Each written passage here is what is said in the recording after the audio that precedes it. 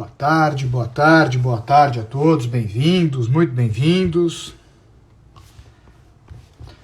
Só aqui mais 2 minutinhos a gente já começa. Vou localizar aqui a Camila.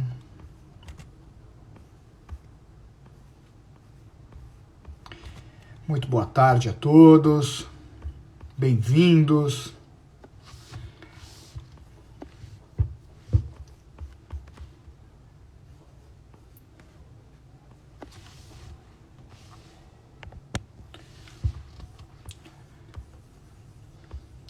Vamos lá, localizar só a Camila para que a gente possa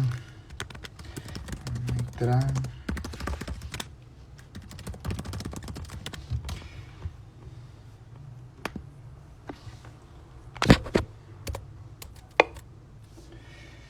Um segundinho a gente já começa, tá, gente?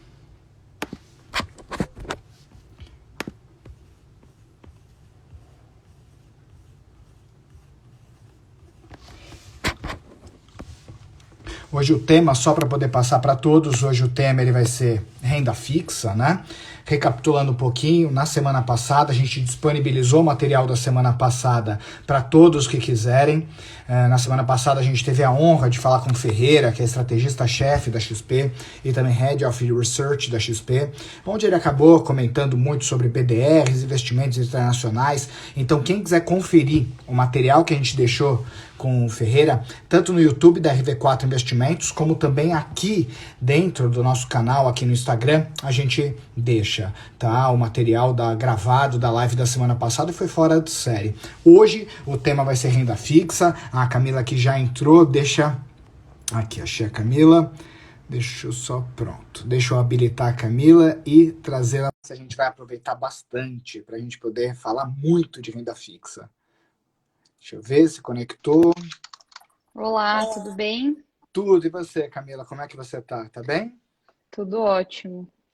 Maravilha. Bom, antes de mais nada, a gente poder começar, obrigado pelo seu tempo, obrigado por disponibilizar para a gente poder falar um pouquinho sobre investimentos, renda fixa para a gente. É um grande prazer Imagina. receber você. E, sem dúvida alguma, o pessoal está super entusiasmado da RV4, que a gente acaba acompanhando bastante seu trabalho, tudo aquilo que você fala de crédito, renda fixa, a gente acaba seguindo bastante e sempre é muito esclarecedor. E, sem dúvida alguma, quem hoje curtir muito essa live, acompanhar, vai poder sair daqui com muito aprendizado, a gente não tem dúvida nenhuma. Obrigado, viu, Camila? Eu que agradeço. Bom, vamos então começar para que a gente possa aproveitar bastante, né? Esse tempo que a gente tem para poder falar de um tema que, no fim, acaba que muitas pessoas hoje, né, com essa queda da Selic, muita gente acabou migrando muito a cabeça, a forma de pensar, muitas vezes para renda variável, né?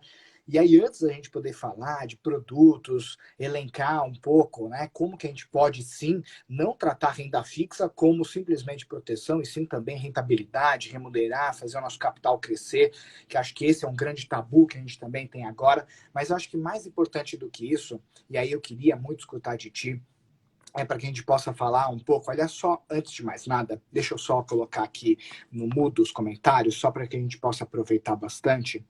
Se eu desativar aqui os comentários. Gente, só um detalhe, se vocês tiverem qualquer dúvida, manda para mim aqui, né? Tem um lugar aqui que você coloca as suas perguntas, manda para mim, e aí eu vou filtrando e vou perguntando para Camila para que a gente possa aproveitar ao máximo. E se porventura, né, você já visualiza que tem alguém que seja essencial para que ela esteja aqui conosco, tem um aviãozinho aqui, você dispara para todo mundo, porque aí as pessoas conseguem vir para cá para poder curtir bastante do conteúdo que a gente vai passar, que vai ser extremamente enriquecedor. E 3, que eu vou avisar isso durante também toda a nossa live, tá? Tem uma pessoa agora da RV4 que ela anota tudo. Tudo que a Camila falar, ela vai anotar. E a gente faz o top 10 Camila e a gente disponibiliza esse material no nosso grupo Oh, no que Telegram. beleza. A gente já deixa, a gente manda cola pro Também pessoal, quero. Camila. Então, o top 10 Camila. Então, assim, tudo que você falar, a gente vai registrar, tá? Então, tem uma pessoa Tá que é a ótimo. Juliana, agora eu tirei os comentários, ela não vai conseguir nem te dar um oi, mas depois ela te dá um oi. Mas a gente vai disponibilizar todo esse conteúdo na RV4 InfoCenter no Telegram, que é o canal que a gente coloca bastante informação sobre renda fixa, renda variável, investimentos, para poder munir todo mundo com bastante conteúdo de qualidade. Tá bom? Então, Perfeito. eu te passo, tá, Camila? Pode ficar tranquila depois.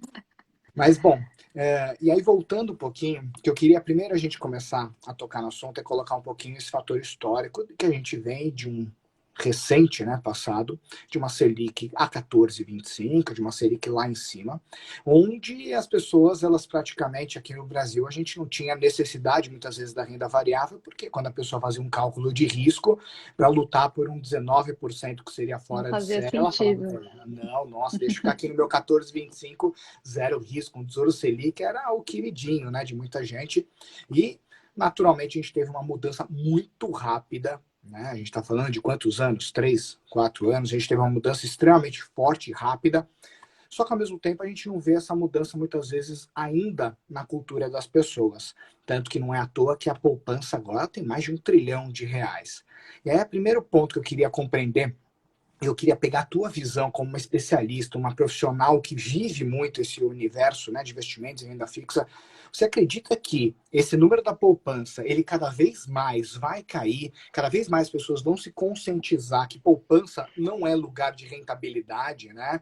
Ou você acredita que não, a cultura do brasileiro é essa e a poupança vai ser eterna? Como que você vê esse movimento de renda fixa, começando pelo pior, que é a poupança? Bom, eu tenho que acreditar que esse pessoal que está na poupança vai sair, né? Que esse é o nosso grande trabalho. Então, assim, o que a gente vê é que esse ano foi um ano que a gente, de fato, viu o estoque, né, em poupança, ou seja, o volume investido em poupança crescer e ultrapassando a barreira do 1 trilhão. Mas a gente tem que lembrar que é um ano super atípico, né? A gente tem aí auxílio emergencial que pelo menos parte dele tem sido depositada em conta poupança, saque de FGTS, então isso tem o seu efeito sim ali na poupança, mas lógico que não dá para a gente fechar os olhos e falar, não, é só isso, né? Não é. Ainda tem muita gente sim que acredita que a poupança é o investimento mais seguro ou melhor o investimento aqui do Brasil. É, ou, né, assim, sabe que não é, mas também não está afim de se mexer, né, procurar saber sobre outros investimentos. Então, assim, a gente ainda tem um desafio gigantesco, né, para a gente pela frente. É, a gente fez até uma pesquisa recentemente, uma pesquisa da própria XP, né, em relação a investimentos em poupança, e muito assim, o que me surpreendeu é que muitas pessoas, pelo menos dessa amostra que a gente teve, têm outros investimentos além da poupança, né? Porque se a gente pensar, não, as pessoas não saem da poupança porque tem medo de outros investimentos. Mas, pô, tem gente ali que tem outros investimentos, mas mesmo assim estão na poupança. Então, é um pouco confuso na minha cabeça, mas por outro lado é bom, porque são pessoas que já têm abertura a outros tipos de investimento, né? Então, a gente não sabe também quais são esses investimentos, não sabe se são esses investimentos ruins de banco, por exemplo, né? Mas tem uma certa abertura. Então, assim, ainda é um desafio gigante, ainda tem gente assim que não tem ideia, né, que poupança não é o investimento mais seguro. Provavelmente é possível que tenha nessa live, né, pessoas que não saibam disso, a gente pode explicar um pouquinho. É, mas é isso, é uma questão histórica, né? Poupança sempre foi muito conhecido, sempre foi muito falado, é oferecido pelo gerente do banco. Tem gente que ainda valoriza muito essa relação com o gerente, então se o gerente oferece, vai aceitar. Então, existe ali muitas barreiras para a gente quebrar, mas estamos aqui para isso. Então, acho que só para aproveitar essa fala, né, de que a poupança não é o investimento mais seguro que a gente tem que lembrar que a poupança é um investimento bancário, né, que é coberto pelo FGC, mas a gente tem diversos outros investimentos bancários que também são cobertos pelo FGC, mas que rendem mais. E, além disso, o investimento mais seguro que a gente tem aqui no Brasil, em termos de conservadorismo, em termos de volatilidade, é o Tesouro Selic, né? LFT, que é o título pós-fixado do governo. E por quê? Porque a gente fala aqui de risco em termos de risco de calote, né? Risco da gente não receber aquele dinheiro de volta. O risco mais baixo que a gente tem é o risco do governo, né? Porque no limite do limite, se acontecer uma catástrofe, deixando claro que a gente não espera que isso aconteça, o governo pode emitir moeda para pagar suas dívidas em moeda local, né? Em reais. Nenhum outro emissor tem essa capacidade, muito menos os bancos ali ou a Caixa, enfim, que tem ali a custódia dessa poupança. Então, a poupança não é o mais seguro, é só o mais conhecido pelo brasileiro, por enquanto. E a questão de segurança ela é muito complicada quando fala de investimentos. Por quê? Porque as pessoas elas colocam FGC, elas colocam naturalmente o risco de calote, mas um risco perigosíssimo no Brasil é o risco de inflação, que na verdade Também. isso mata a segurança de todo mundo se não tiver uma continha muito rápida. Por exemplo, mesmo agora a poupança, 2% uma Selic, né? 70% da Selic, rentabilidade da poupança. Se hoje, deixa eu até olhar aqui quanto que é a estimativa do Banco Central, foi 3,25 para fechar 2020 com o IPCA.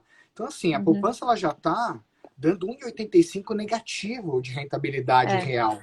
Então, assim, as pessoas elas têm um risco de lá na frente, né, é quase que um calote que estão tomando pelo fato de não fazerem uma conta, porque vai ficar sem a grana para poder pagar muitas vezes aquilo que elas sonham em ter, ou pelo menos se manter.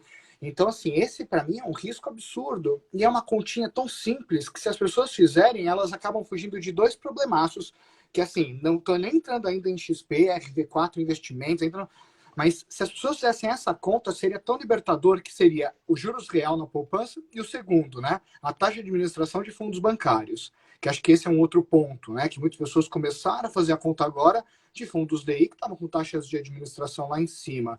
Que não Então, faz assim, a gente sentido vê nenhum. uma falta de educação financeira que a gente é muito otimista de entender que a Selic caindo, a educação financeira a gente vê subindo. E essa que é a É. grande métrica que a gente espera, né? É. E acho que ainda nesse ponto da poupança, só para a gente finalizar, quando a gente fala de 1 trilhão, dá a impressão, ah, não, mas são aquelas pessoas que têm um pouquinho de dinheiro, né? Guarda ali o seu dinheirinho.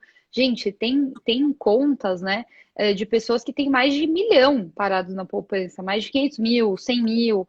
é, Então, passa daquela barreira da reserva de emergência, né? Dificilmente alguém precisa de 1 milhão de reserva de emergência, né? Assim, se a pessoa Sim. precisar, tá bem. Então, assim, é um dinheiro que pelo menos uma grande parte dele poderia estar sendo usado para rentabilizar. Então, quando a gente fala de reserva de emergência, é aquele dinheiro que não importa a rentabilidade. O dinheiro tem que estar seguro, se acontecer alguma coisa, está ali, vai comer inflação.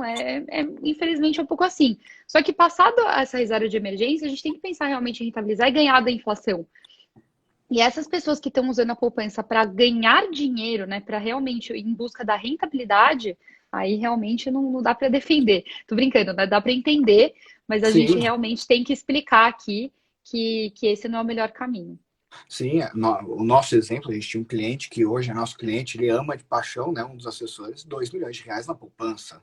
Ai, gente, meu Então, coração. imagina. Sim, 2 milhões. Quando ele mandou dois, eu me lembro até hoje da conversa, a gente falou, tudo bem, mas só para a gente poder avaliar quanto que você tem investido. Dois? Ele, mas dois o quê? 2 mil, mas tá onde? Não, 2 milhões. 2 milhões Meu aonde? Na Deus. poupança. E aí, naquele momento, quando a gente foi só olhar, a gente nem falou para trás, tá? O que ele perdeu. A gente não quis entrar nesse mérito. A gente falou, Tem vamos esse olhar ponto para também. frente, que senão a gente mata esse rapaz, né? Mas hoje ele está Uhum. feliz da vida. A carteira dele é uma carteira conservadora que roda ali seus 130, 125 do CDI, que ele está Mas super não é feliz agora. 70, né? Ah, não, nossa, ele tá dobrando, ele dobrou a rentabilidade dele, sabe? E a gente fica super feliz. E agora ele começou a ter produtos um pouquinho mais sofisticados na carteira, que ele está querendo buscar um pouco mais de rentabilidade. A gente fica Que super legal. feliz, naturalmente, com esse resultado. E esse é um cliente que hoje está, né, com um sorriso de orelha a orelha, né? Vai lá no nosso NPS, põe lá para cima, então a gente fica super contente. E aí você veio falar agora, né, de tesouro. Então, assim, acho que tesouro nos últimos para aquelas pessoas que de repente não conheciam o tesouro, a gente teve nos últimos meses o noticiário um atrás do outro falando sobre tesouro, e É. justamente com uma, entre aspas, má notícia, né? Que foi Vou aquela até abrir aqui marcação. o gráfico. E aí o que Sim. aconteceu é que as pessoas elas tinham, mas o tesouro é seguro, e de repente tomaram um susto vendo uma rentabilidade negativa. E isso eu acho que é muito importante a gente poder esclarecer, né? Primeiro, né? Isso é algo normal. Segundo, isso vai se manter, né? Isso é algo que agora para os próximos tempos a gente vai ver um tesouro, né? Produtos, né, vinculados ao tesouro negativos. E terceiro fator, que oportunidades que você vê dentro, né, do tesouro baseado nessa queda, né, essa barrigada que teve por causa da abertura da curva. Perfeito. Eu vou só mostrar aqui, que eu acho que gráfico é tudo nessa vida. Peraí. Fechado. Aqui eu estou mostrando o Tesouro Selic, né? Ou seja, LFT com vencimento em 2025. Vou pegar um pouquinho mais longo aqui o prazo para a gente ver de fato se vale, né? Então, o que a gente estava vendo? O Tesouro Selic ele é o mais conservador que a gente tem, né, dentre as opções, e ele rendia aqui, né, ia subindo, subindo, sempre um pouquinho. Eis que veio ali em começo de setembro, vou explicar um pouquinho o que aconteceu, mas ele teve uma forte desvalorização em relação ao que ele estava vindo antes, né? Então, isso tem tudo a ver aqui com a taxa dele. Por como assim a taxa? O Tesouro Selic, ele paga 100% da Selic mais um percentualzinho para fixado, que ali no começo de setembro era 0,03, que a gente está vendo aqui, era constante, era pouquinho. De repente, esse percentualzinho para fixado começou a subir loucamente, chegou aqui no pico de 0,37 no começo de outubro. Depois a gente já vê essa estabilização e dá para fazer aqui o paralelo com o preço, né? Dá para ver claramente que existe uma relação inversa entre a taxa e o preço. Quando a taxa sobe, o preço cai, tá? E a gente tem visto essa estabilização, né, nas últimas semanas. Então, basicamente, o que é essa taxinha, né, esse percentual prefixado? É um prêmio que o investidor, né, o mercado recebe, desculpa, do governo em relação ao risco que a gente corre. Então, desde agosto, principalmente, o mercado tem observado aí um crescimento do risco fiscal brasileiro por conta dos elevados gastos que a gente tem tido esse ano, né? Enfim, auxílios por conta da pandemia, etc. E isso começou a gerar uma preocupação no mercado de, tá bom, eu entendi que por causa da pandemia precisa, né, injetar dinheiro na economia para fazer a economia não morrer praticamente, mas e depois? Governo, você vai continuar gastando loucamente ou vai voltar aí a ter responsabilidade fiscal?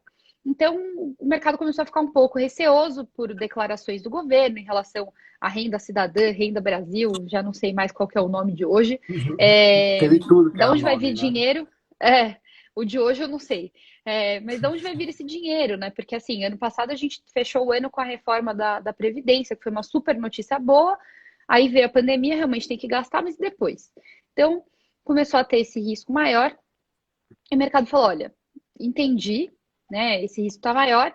O Tesouro Nacional, para captar dinheiro, né, para se financiar, fez um mega leilão de títulos, né? Que foi o maior da história, se não me engano, 46 bilhões no começo de setembro, e deu uma sinalização para o mercado que é assim. Não é só que o Tesouro está precisando de dinheiro, está precisando de muito dinheiro. A gente não sabia que estava de tanto. Então, o buraco é mais embaixo. Então, para eu aceitar comprar esse papel aí, Tesouro, você vai ter que me pagar uma taxa melhor, né? Porque esse 0,03 não está cobrindo o risco que a gente está correndo. Então, começou a ter esse aumento da taxa desse percentualzinho pré-fixado, que chegou ali, enfim, naquele pico de 0,37, também por questões técnicas de mercado, né? Não tinha muita liquidez no papel, ninguém estava querendo comprar, levou esse percentual até 0,37. Fez com que o preço do título caísse. Quando a gente vê o gráfico, tem aquela super vala, né, ali. Mas, se a gente falar em termos percentuais, foi coisa muito pequena, foi por volta de 1% de desvalorização, não é nada absurdo, ninguém perdeu todo o dinheiro, etc. Mas dá um susto, né? Porque a gente fala de tesouro direto, de tesouro Selic para reserva de emergência justamente por causa da segurança. Então, quando acontece esse tipo de movimento, todo mundo fala: meu Deus, já era, o Brasil vai quebrar, vou tirar meu dinheiro. E que a gente lá no começo falou, é um movimento temporário, né? É um ajuste aí do mercado em termos para se alinhar às expectativas olhando para frente, né? Mas assim, calma, não vai tirar seu dinheiro, porque se você tirar agora sem precisar, você vai realizar a perda, né? Então, lembrando assim, tudo isso que a gente vê de tesouro direto, né? Que a gente entra ali na conta da XP e vê, seu tesouro desvalorizou. Ih, deu uma travada, voltou. Seu tesouro Voltou. desvalorizou. Você não perdeu aquele dinheiro, você só perde se você resgatar. Né? Se você segurar ele até o vencimento, você vai ter aquela rentabilidade. Em relação à reserva de emergência, seja Tesouro Selic, seja fundo DI, você só tira realmente se você precisar. Então foi isso que a gente falou, né? Então quem esperou já viu aí que o Tesouro está voltando. O comportamento aí está muito mais equilibrado do que a gente tinha visto antes, né? Nesse período mais conturbado. Então, acho que é um pouco isso, né? Foi realmente um período de ajuste, dá um medo, o que eu faço agora? Tá. o que a gente Só fala é uma que não coisa, tem muito como Camila, eu fugir, acho que você está né? dando uma travadinha. Eu não sei se você está no Wi-Fi ou no 4G. E tentei colocar no Wi-Fi agora. Melhorou? Pronto, agora Melhorou? vamos testar. A gente vai vendo se melhora, né? Volta para o 4G, né? Que muitas vezes é aquilo, ou um falha, mas eu acho que o Wi-Fi está pior que o 4G, mas estava caminhando bem. Deu uma travadinha só no final, mas deu para escutar bem o que você estava finalizando. Mas Só agora, vamos lá ver. vocês estão me ouvindo agora? Eu tô te ouvindo, só a câmera que tá meio turvada, tá um pouquinho Ih, turva. deixa eu tentar. Vamos ver se o sinal E agora? Melhorou? tá um pouquinho. Parece aqueles Qual que tá depoimentos que não menos pode pior? mostrar o nome, sabe? Sabe quando tem testemunha de alguém e não pode ver a cara da pessoa? Então tá mais ou menos assim. Mas tudo bem, né? Quem tiver Qual acostumado com o tá Jornal menos pior? Nacional vai. Quem tiver acostumado com o Jornal Nacional vai se dar bem nessa live, né? Vamos pensar que você não Ai, pode gente, falar. desculpa. Não, tranquilo. É bom que, assim, se você não tiver com o rosto Ai, aparecendo, eu posso fazer perguntas muito mais, né, complexas ainda, né? Pelo menos você não, fala, não não, era não, eu, não, né, que não. estava lá. Gente, desculpa. Quando a gente Não, mais precisa, o Wi-Fi deixa a gente na mão. não, normal, sem problemas. E eu acho que, assim, né, o ponto que você estava colocando. E aí, eu acho que é muito essa linha, né? As pessoas não estavam acostumadas a ver uma renda fixa caindo, né? Principalmente um tesouro. Não é um costume você ver. Imagina, marcação a mercado começa. Então, muita gente se assusta. É que nem teve agora, em março, teve o Circuit Breaker. Imagina, todo mundo indo para a É, bolsa, o RU 118 vai a 100, vai 200 mil pontos, né? Já tinha, até é. vi um post, né? Já é 120 mil pontos na Austrália, e de repente veio o carnaval. E a gente lá no carnaval e a bolsa fechada, a gente falou, meu Deus, vai precificar tudo logo no começo, quando voltar. E aí eu acho que vem muito essa questão, né? Das pessoas, elas. Quem está acompanhando esse ano está tendo uma aula de pós-graduação em finanças e investimentos incrível também. E se as É. pessoas elas compreendem que o ideal não se assustar e ter um pouco mais de tranquilidade, isso que a gente faz com muitos clientes é o quê? Levar essa tranquilidade. Se a gente acha naturalmente que o cenário vai piorar cada vez mais, a gente toma atitudes, mas não é o caso. E aí que eu acho que vem um fator, eu queria que se você me corrigisse se de repente minha linha de raciocínio não tiver ok. Mas como a gente teve esse efeito, né, dessa queda, tanto no Tesouro como também em crédito, né, que aconteceu também isso, acaba que Uhum. muitos fundos de investimento têm alocação nesses produtos. Então, Sim, por exemplo, naturalmente uma cota de um fundo de investimento, ela deu uma caída também. Seria uma oportunidade, por exemplo, para muitos investidores alocarem, por exemplo, dinheiro nesses fundos, porque a tendência é que ao longo do tempo ela tenha uma valorização dessa cota. exato. O minha seara não é muito fundos, mas é totalmente ligado aqui com o movimento dos papéis, né? Então, quando a gente vê esse tipo de movimento e a gente acredita que a qualidade de crédito, né? Ou seja, no caso de fundo, que o gestor continua bom, que não tem nenhum problema da gestão, é um problema de mercado, surge aí uma oportunidade, né? Principalmente se a gente acredita que o mercado alguma hora vai voltar. Mesmo é que nem fazer paralelo com a bolsa, né? Então, assim, poxa, eu acredito que essa empresa aqui é sólida, ela vai crescer ao longo do tempo, então essa ação vai valorizar. Só que hoje aconteceu alguma coisa aqui no mercado que hoje ela está desvalorizada. Para as pessoas parece que é muito mais claro aqui, né? Falar, não, vou comprar, tá barato. É igual, né? Se a gente acredita que o fundo é bem gerido, que as perspectivas olhando para frente são melhores e caiu a cota, é uma oportunidade de entrada. Mesma coisa para um papel de tesouro, mesma coisa para um papel de crédito privado. Acontece igual. O que importa são os fundamentos, né? Se os fundamentos, ou seja, a capacidade de crescimento, a capacidade de pagamento daquele emissor continua sólida, mas agora o papel está mais barato, é oportunidade.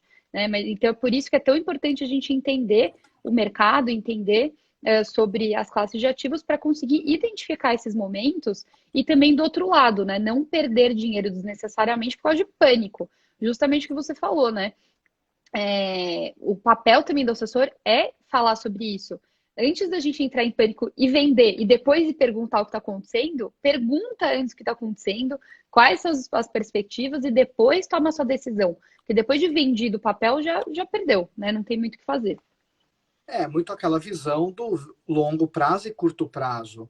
O longo prazo, quando você tem uma tranquilidade de longo prazo, é muito tranquilo. As oscilações, quando a gente olha um É, gráfico de 5, de 10 anos, é quase imperceptível, a não ser um movimento naturalmente como o coronavírus, né? Que é uma, sim, ninguém sabe, caiu um meteoro na Terra, né? né? Agora, na renda fixa, renda variável. Agora, quando você vai olhar na semana, no dia ou no mês, é uma montanha russa em qualquer cenário. E quando as pessoas têm essa tranquilidade, os investimentos eles acabam ajudando muito. Ajuda, né? Quem fica, o tempo, e a renda fixa Sim. é muito isso que você colocou. E aí, a gente entrar um pouquinho, não tem como a gente fugir muito disso. Renda fixa, renda variável e muito cenário econômico, questões políticas, teto de gastos, né? E aí isso que eu queria a visão, né, Camila, XP, muito em relação a como, primeiro, como que vocês estão visualizando essa questão teto de gastos e o risco que você olha, por exemplo, para uma carteira de renda fixa, como que você vê hoje essa questão, né? É o teto de gastos que você olha, esse é o problema, ou existem mais algumas coisas que a gente está observando com muita, né, tranquilidade para poder realmente poder passar o melhor para todo mundo? O que vocês hoje estão olhando de riscos e que todo mundo, todo investidor tem que ficar atento ao noticiário? Eu acho que assim, a renda fixa, ela é uma classe de ativos que anda de mão dada com o noticiário econômico político, né? Por quê? Por conta das expectativas de juros. Então, tudo o que, assim, qualquer fala do governo, fala do Banco Central, que mude um pouco as expectativas, elas mexem diariamente com as expectativas de juros para o futuro, seja para cima ou para baixo. E isso tem, logicamente, um efeito direto sobre os papéis de renda fixa, né? Principalmente aqueles pós-fixados, aqueles atrelados à taxa de juros. É, então, é muito importante a gente ter essa noção e começar aos poucos e identificando, né, quais são as falas que levam a curva de juros para cima, né? Ou seja, as expectativas de juros para aumentar. Quais são as falas que geram uma certa calmaria no mercado, né? O que está acontecendo? Então, hoje, desde ali do meio do ano, principalmente, né, que a gente comentou, o tema fiscal é o mais relevante que a gente tem visto. Ficou um pouco parado aí no último mês por conta das eleições municipais, que a gente estava esperando aí o primeiro turno, mas aqui na visão do nosso time político, né, o time de economia, agora o Congresso deve retomar algumas conversas sobre reformas, né, reforma administrativa, por exemplo, para ir ajustando talvez esse lado fiscal. Então, todos os olhos aí estão virados, né, para essas discussões que devem ser retomadas. É, existe aí alguma discussão sobre se esse ano sai alguma coisa? Difícil, é um pouco difícil que saia, né? Então, o nosso cenário base não é 2020, é mais para 2021, principalmente ali segundo semestre, mas acho que esse é o principal ponto. E olhando para o mundo, né, a questão da segunda onda de Covid, né, como que vai se dar, se tem uma possibilidade disso se traduzir, né, de se refletir aqui no Brasil também, tem uma segunda onda aqui no Brasil, mas também qual o tamanho, né, da capacidade dos países de injetar liquidez de novo, né? De ter um segundo lockdown, né? É difícil, né? Estados Unidos está relutando muito, é difícil fazer um segundo lockdown porque machuca muito a economia. Eu acho que esses são os principais pontos, assim, para a gente acompanhar, mas localmente é muito a questão fiscal, que acaba tendo como resultado, né, as expectativas de inflação. Então, se a gente acreditar que vai ter um descontrole, vai ter um rompimento do teto de gastos, né, isso vai gerar, inevitavelmente, inflação olhando para frente. Então, é tudo muito ligado, né? Inflação pode ir muito para cima, inevitavelmente, isso gera aumento de juros. Então, tudo isso está muito ligado aí. A gente tem que acompanhar para identificar o que vai ter como resultado aqui para a renda fixa e para o mundo de investimentos como um todo. E acho que a tema inflação quando fala inflação para brasileiro, é sempre um Dá medo, fantasma, né? né? É, Ah, sim, porque é que assim, a gente agora ficou meio mal acostumado, né?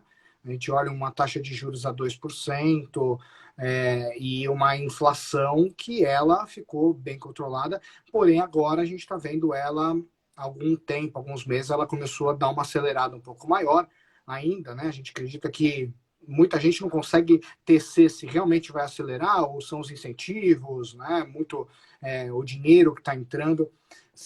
A visão hoje, né? O call de renda fixa, falando um pouquinho muito do time de renda fixa. Hoje vocês estão... Que produtos que vocês olham a oportunidade? Se realmente inflação é a bola da vez, a gente tem que olhar para a inflação. O que vocês estão colocando? Olha, esses produtos aqui são excelentes possibilidades agora, porque a gente está enxergando de inflação ou para outro indicador. Tá. Hoje a gente ainda, deixando bem claro, ainda não tem carteira de renda fixa, mas a gente é muito próximo ali da decisão do nosso time de alocação. Então, hoje tem um percentual, principalmente quando a gente vai movendo, né, em termos de abertura a risco, então moderado, agressivo, mais inflação na carteira, justamente pela visão de que a inflação deve aumentar olhando para frente, né? Então, seja por conta de risco fiscal, seja por conta de retomada eventual da atividade, que também acaba levando a uma inflação mais elevada. Nossa visão do time de economia para esse ano é 3,6% de inflação, mesma coisa para 2021. Se isso de fato se concretizar, é uma visão de que a inflação continua controlada, né? Apesar de ter aumentado, principalmente do lado aí de alimentos, continua tendo uma visão de certo controle, né? Continua ali na banda de meta de inflação, mas claro que isso é acompanhado de perto, né? De novo, muito por conta desse risco fiscal que acaba tendo efeito sobre expectativa, né? Sobre inflação realizada, né? Em algum momento aí olhando para frente. Mas é justamente isso, dada essa visão de expectativa de inflação se elevando, a gente tem esse percentual mais elevado aí, acho que é 15% na carteira de moderado agressivo para inflação, e também um percentual também de pós-fixado, até porque anda junto, né? Se a inflação vai subir, a forma de controlar é através de aumento de juros, então eles acabam andando juntos aí ao longo do tempo. Ah, sim, e a quantidade de bons produtos, né, de renda fixa que acabaram, né, que surgiram nos últimos meses, semanas, os investidores realmente eles se deram muito bem, né? IPCA mais 5, IPCA mais 4. Então, assim, a pessoa está se livrando da inflação, porque está corrigindo conforme a inflação vai subindo. Se subir, ok, está livre. Se cair, ok, está livre. E mais aí uma rentabilidade. Então, naturalmente, é uma proteção e, ao mesmo tempo, muita rentabilidade, pensando numa Selic a 2%. Né? Um produto que está pagando um IPCA mais 4, IPCA mais 5, eu estou falando de praticamente, né, uma taxa real que faz o dobro, né? Mais que o dobro de uma Selic. Ou mais, assim, então hoje o cenário está muito favorável e acho que esse é um ponto da renda fixa que eu tenho certeza que é uma grande missão também sua, né? As pessoas têm muita concepção de renda fixa, só proteção, renda variável, eu vou buscar rentabilidade. E muitas vezes até se arriscam mais, né? A gente até rodou uma enquete no nosso Telegram para ter uma ideia de alocação de carteira do pessoal. É impressionante como o pé está muito forte na renda variável e muitas vezes esquecem dessas oportunidades que você tem na renda fixa, que são maravilhosas, né? Para rentabilizar e com uma tranquilidade, uma segurança de longo prazo muito boa. Isso é algo que você enxerga muito, né? Dentro como uma especialista de renda fixa, essa mentalidade das pessoas de renda fixa é só para poder manter os meus ovinhos na cesta. Muito. Uma das tarefas aqui, né? Uma das metas é de fato desmistificar isso da renda fixa ser só o CDB, só o Tesouro Selic. A gente também rodou uma pesquisa outro dia e as pessoas falando, não tem interesse em renda fixa porque eu já sei tudo, renda fixa é muito fácil. Gente, não é. Tem muita coisa, né, na renda fixa, assim, tem muitas particularidades. Eu acho a renda fixa sensacional por isso, assim, também. Porque quem quiser, né, entender, né, cada vez mais, ela pode ser muito complexa, né? Tem volatilidade, tem prêmio. Esse negócio de que renda fixa rende 2% é uma falácia, né? E vem muito desse histórico que a gente comentou no começo da live, de uma taxa de juros a 14%, em que as pessoas realmente só ficavam ali na renda fixa tradicional, que rendia 14%. Então as pessoas nem sabiam de outros produtos de renda fixa. Então até hoje as pessoas acham que renda fixa são só aqueles produtos tradicionais que rendem só a Selic, mas tem um mundo de outros produtos, né? que rendem mais do que a Selic, rendem esse prêmio a mais pelo risco, e que não significa risco excessivo, você não precisa entrar num risco maior do que você aguenta, isso na verdade você nunca deve fazer isso, né? Mas dentro da renda fixa é possível encontrar prêmios super interessantes, principalmente se a gente pensa em prazos mais longos, né? Até porque as expectativas do mercado estão bem infladas para os juros no futuro. Isso se traduz aqui nos papéis na renda fixa também. Então eu enxergo muito isso. As pessoas, quando a gente fala de renda variável, uhul, todo mundo é especialista em bolsa. Quando fala de crédito privado, né, debênture, CRI, CRA, né, é perigoso, não sei o quê. Gente, não, né? Assim, por que que bolsa não é perigoso e debênture é? Então, eu acho que falta muito conhecimento. Lógico que esse é o nosso papel, né? Levar essa educação financeira, explicar o que que é. Mas eu sinto muito isso, que as pessoas pulam etapas, né? Ah, eu estava na poupança, agora eu quero rentabilidade, bolsa. Vamos conhecer antes, né? Assim, você quer investir em empresa? Por que não comprar uma debênture? Né? Então, assim, você vai comprar o risco de uma empresa, só que você tem um prazo determinado, você tem uma rentabilidade combinada, né? Que você tem o direito de receber aquilo. E você também pode aproveitar para ir entrando nesse mundo de acompanhar o nome, de olhar os fundamentos da empresa, antes de se arriscar indo para a bolsa, né? E mesmo depois de ir para a bolsa, não precisa ir só para a bolsa, né? Porque não um pouco dos dois. Então, acho que tem um trabalhinho aí para a gente fazer também de explicar isso e trazer as pessoas para enxergarem isso aqui também. E eu acho que falando muito de segurança, né? Quando você tem uma empresa na bolsa, naturalmente, quando você tem uma indicação de investimento por uma casa de research, pela XP, naturalmente tem uma avaliação muito profunda daquela Sim, empresa sim, sim. para poder falar, ok, a gente acredita que o preço dessa empresa vai para tanto. E isso na renda fixa acontece também. Quando você olha uma plataforma da XP e você olha aquele mundo de produtos, você tem um crivo gigantesco para aquele Sim. produto entrar na plataforma. E aí eu queria muito que você pudesse falar um pouquinho como é que é esse crivo, né? Só para poder. Aquela pessoa que está assistindo um pouquinho dessa live, às vezes fala: meu banco é super seguro. Só que esquece que dentro de uma corretora não é um marketplace de vai lá um dia, né? Um fundo fala: vou colocar aqui para vender, vamos ver se vende. Existe um crivo gigante. E como que é muito essa avaliação para poder falar: ok, a gente comercializa esse produto de renda fixa, um CRI, um CRA, uma LC. Como que é isso? Excelente. É justamente isso, né? Acho que talvez quando as pessoas entram lá, vem um monte de produto, acho que aquilo é tudo que existe, né? Ah, Uhum. XP, vai lá e põe. Não. E justamente para diminuir o risco tanto do cliente quanto da própria XP. Então, antes de qualquer papel ser disponibilizado na plataforma, existe uma análise prévia, interna aqui, de um comitê de crédito, né? Para discutir quais são os riscos, quais são as oportunidades, né? O que é aquela empresa, qual deveria ser a taxa. Não, isso não é discutido, na verdade.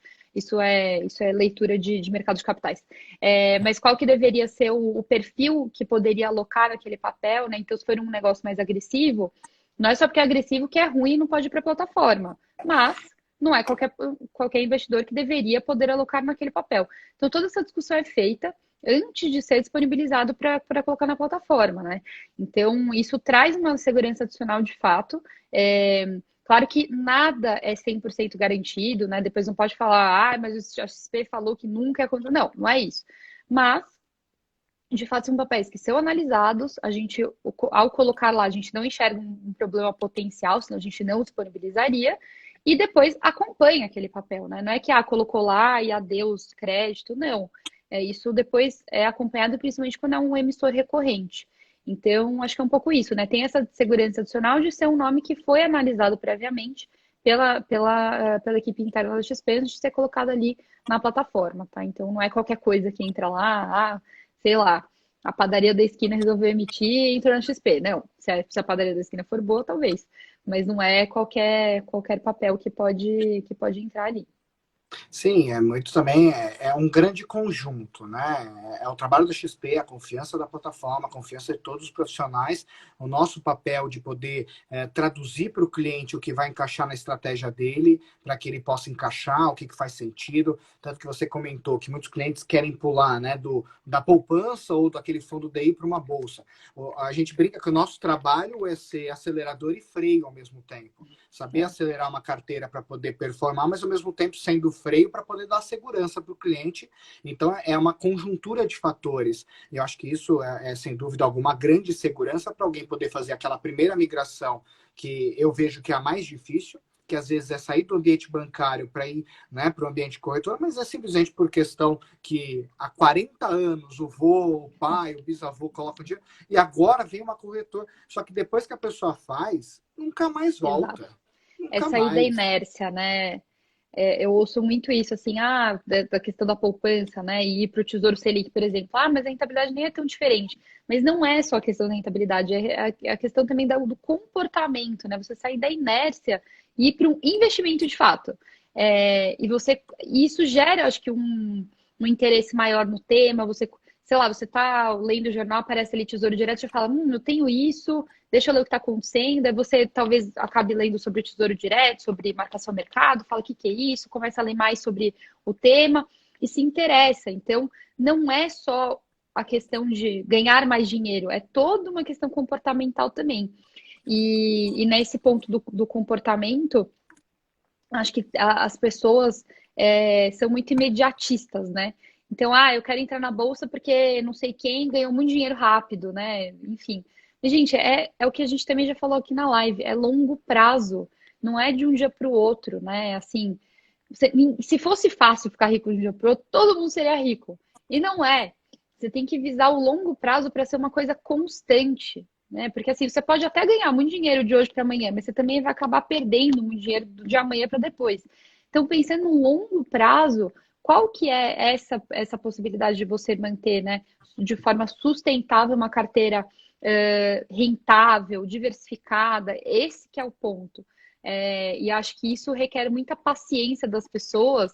E acho que por isso também que é tão difícil, né, fazer essa migração na jornada do investidor, né? Então, sair da poupança, ir para um pouco mais arriscado, um pouco mais, depois ir migrando para o risco maior. Requer aí uma paciência que não é todo mundo que tem, né? Ah, sim. E aí, acho que dois pontos. Primeiro, a questão de sofisticação. Você tem muita conexão do sofisticado com renda variável e não é a realidade. Foi muito como você mesmo colocou sobre a renda fixa. Óbvio que se você está num produto DI, por exemplo, um fundo de investimentos DI, ele não é um produto dos mais sofisticados que tem. Mas quando você começa a colocar, por exemplo, crédito, você começa a colocar outros produtos na sua carteira, que são produtos vinculados à renda fixa, eles já dão muitas vezes uma diretriz e quando vai comparar, às vezes, no final do ano, eles ultrapassam até a renda variável em termos de retorno, com uma oscilação muito menor. Mas é claro que a gente trabalha muito respeitando o equilíbrio, né, entre a liquidez, o risco e a rentabilidade para que todo mundo esteja na casa certa, que acho que esse é o grande ponto. E aí eu acho que um outro fator que eu gosto sempre de comentar, que você falou, mas a rentabilidade é tão pequena, ela vai ter um grau de sofisticação na compreensão dela, que ela vai começar a se interessar mais, mas é aquilo, no curto prazo a rentabilidade é pequena, mas se a pessoa Sim. pretende ficar 20, 30, 40 anos investida, essa pequena rentabilidade lá na frente é o que vai fazer a diferença. E Uhum. principalmente acho que nesse momento que a gente está com a Selic ainda 2, a inflação vindo, que nem se colocou a 3,6 agora para fechar o ano, e ano que vem vendo 3,6, a gente já está falando de uma perda de valor de compra, que o investidor não pode mais achar que, ok, vou colocar aqui, ele tem que ser, sim, assessorado, ele tem que ser monitorado e tem que também colaborar para poder ajudar o assessor a entender melhor ainda. E quando ele compreende isso, acho que é a grande perfeito, é a união perfeita, né? Porque a Com gente ajuda certeza. e ele se ajuda muito.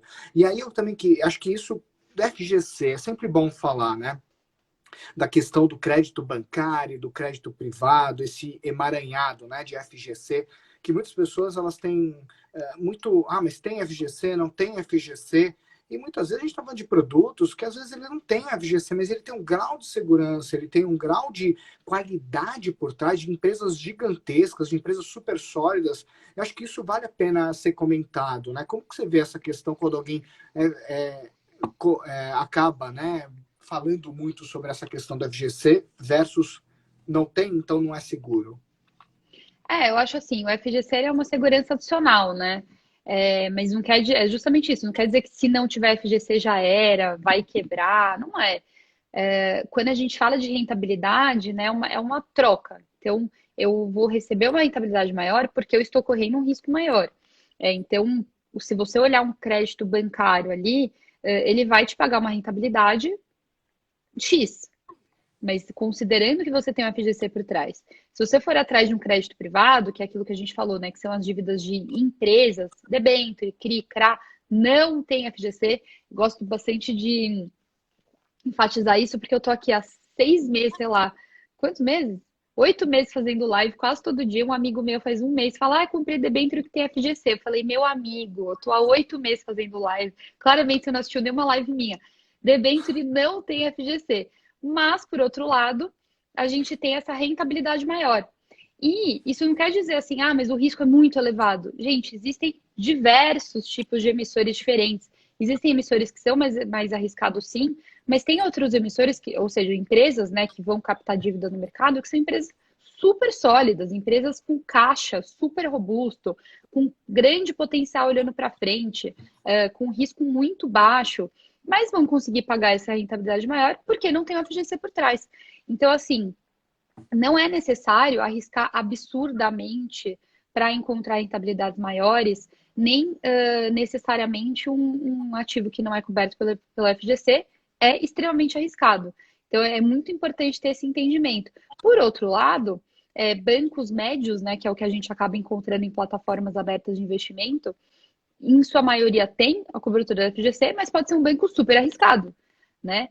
Então, tem esses dois lados da moeda. Não é só porque tem FGC que não vai acontecer nada. Justamente por isso que tem FGC, para se acontecer, a gente tem uma proteção.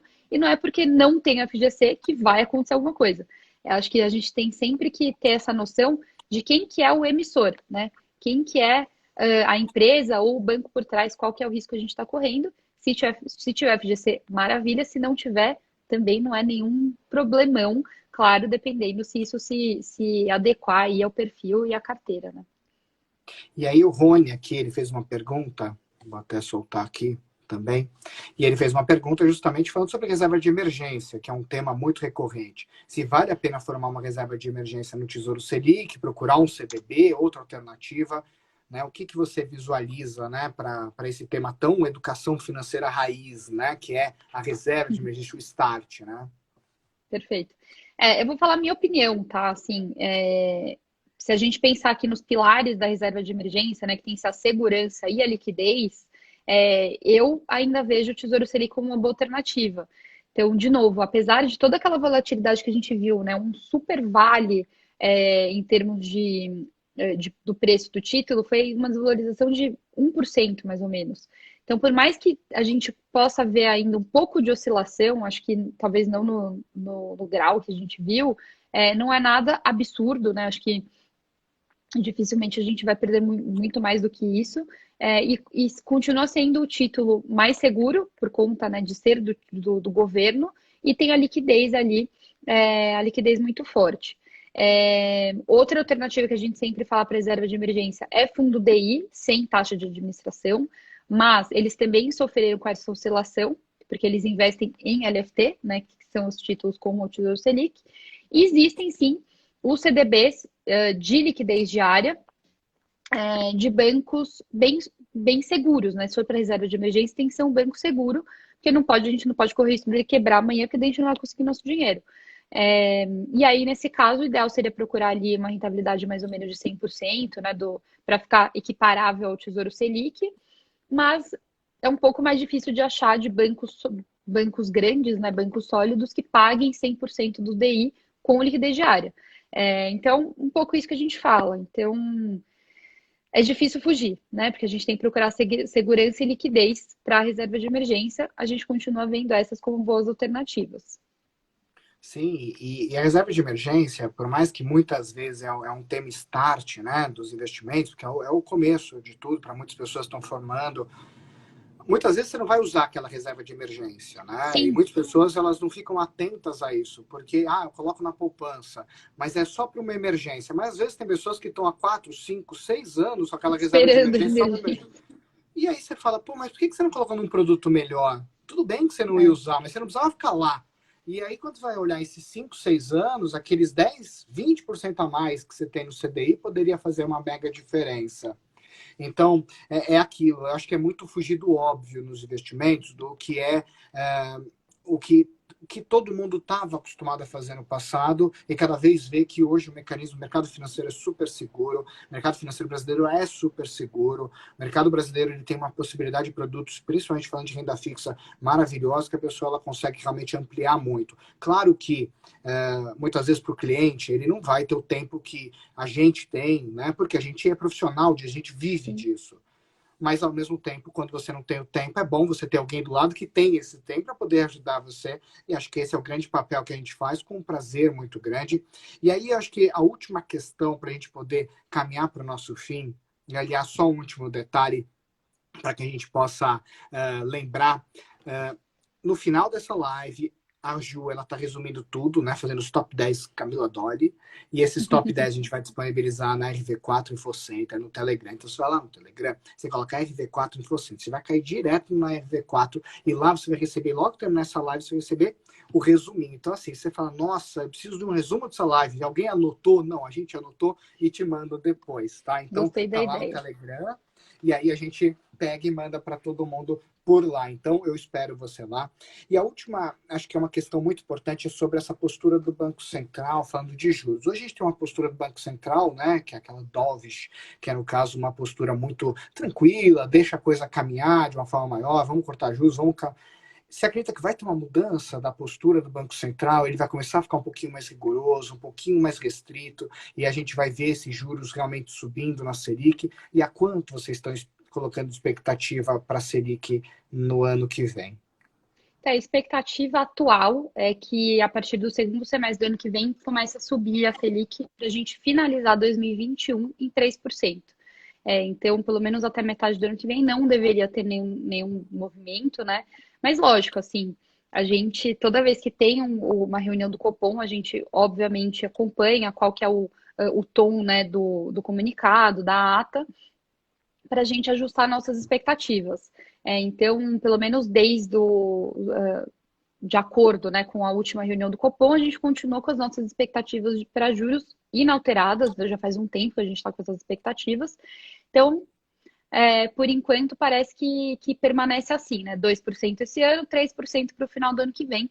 Mas lógico que com o andamento, né, de tudo que a gente falou, fiscal, principalmente, né, fiscal, cenário interno, cenário externo, tudo isso é levado em consideração. Então, a gente ainda tem mais uma reunião do Copom esse ano. Lógico que a gente vai acompanhar para ver qual que vai ser o tom, para ver se muda o tom, mas por enquanto é isso que a gente está vendo. Maravilha. Bom, então vou me despedir de você. Camila, novamente, muito obrigado pelo Eu que seu tempo. agradeço. Eu sei que é uma correria danada, né, para que você possa dar conta de tudo, para pegar a sua Imagina. agenda, né? A gente teve que realmente suar para a gente conseguir esses minutos seus, mas deu tudo certo, a gente está super feliz. Depois dá uma olhadinha na live, o período que você ficou, né, como a testemunha não quer se identificar, né, para que o pessoal, mas brincadeiras à parte, foi muito bacana, muito descontraído, e o mais legal, que eu aconselho para todo mundo que está vendo essa live, vai ver essa live depois, que a gente vai disponibilizar em todos os canais, segue a Camila, porque se tem uma pessoa que consegue passar toda essa parte de renda fixa de uma forma super didática, é a Camila, e vale muito a pena seguir e Obrigada. acompanhar todo o trabalho dela, que está sendo formidável. Então, muito obrigado mesmo por você estar conosco nesse momento, e eu espero que a gente possa depois gravar mais lives, fazer mais eventos, para que a gente possa levar mais informação para todo mundo, porque o pessoal merece ter boa qualidade de informação. Não, agradeço muito o convite, agradeço quem assistiu. Peço desculpas pela qualidade aqui da conexão. Fica aí. Depois eu vou ver como que ficou aqui a testemunha do Fantástico. Mas fico super à disposição sempre. Obrigada aí pelos elogios. Acho que aproveito aí para falar também do trabalho de vocês. Nessa, é super importante o trabalho que vocês fazem. Então, é isso. Agradeço bastante e vamos caminhando juntos aí nessa jornada da Renda Fixa. Fechado. Ótima semana e até breve, tomara. Tchau, Até. tchau, Camila. Obrigada. Obrigado. Tchau, Tchau, tchau. tchau.